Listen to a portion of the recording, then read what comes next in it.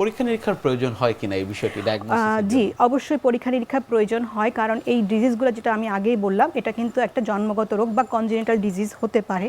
So congenital disease যদি থেকে থাকে তাহলে এটা ফ্যামিলি হিস্ট্রিতে পাবো আমরা, এবং এটাকে পরিপূর্ণভাবে পরীক্ষা করবার পরে আমরা জানতে পারবো যে এটা আসলে কনজেনিটাল না অ্যাকোয়ার্ড। সো এই ডিফারেন্সিয়েশনটা খুব দরকার হয় পেশেন্টের জন্য, কারণ তার হচ্ছে প্রপার কাউন্সিলিং লাগে, এবং সে যদি এই রোগটি সম্পর্কে জেনে যায় তাহলে কিন্তু সে তার লাইফ লং এই রোগটি সম্পর্কে কেয়ারফুল থাকবে এবং এটার প্রতি যত্নশীল হবে।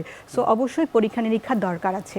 এবং কারো কারো ক্ষেত্রে দেখা যায় যে জন্মগত না থাকলেও যাদের কিডনি রোগী বা ধরেন অনেক দিন ধরে কেমোথেরাপি ট্রিটমেন্ট নিচ্ছে, ক্যান্সার পেশেন্ট, HIV পেশেন্ট, তাদেরও কিন্তু এটা ডেভেলপ হতে পারে। সো এই ধরনের সমস্যা যখনই আপনি ফেস করবেন, স্কিন ড্রাই হয়ে যাচ্ছে, কোনো ময়শ্চারাইজেশনে আপনি আরাম পাচ্ছেন না, স্কিন ফেটে যাচ্ছে, অবশ্যই একজন ডক্টরের পরামর্শ নেবেন। চিকিৎসকের কাছে যাবার পর কাউন্সেলিং এর বিষয়টি আপনারা কিভাবে করে থাকেন? প্রত্যেকটি পেশেন্টকেই আমরা কাউন্সিলিং করবার চেষ্টা করি, কারণ কিছু কিছু ডিজিজ থাকে যেটা আমরা হচ্ছে দীর্ঘমেয়াদী হয়, যেটা দীর্ঘমেয়াদী সেটার জন্য কাউন্সিলিংটা খুবই ইম্পর্টেন্ট। কারণ আপনি যখন পেশেন্টকে এডুকেট করবেন তখন কিন্তু সে ডিজিজ সম্পর্কে বেশি বেশি জানবে এবং এটাকে কিন্তু সে নিজে মেনটেন করতে পারবে। সো দীর্ঘমেয়াদী যে কোনো রোগের জন্য কিন্তু আমরা পেশেন্টকে একটুখানি ইনফরমেশন দিই, তাকে কাউন্সিলিং করি যে এটা কীভাবে সে মেনটেন করবেন।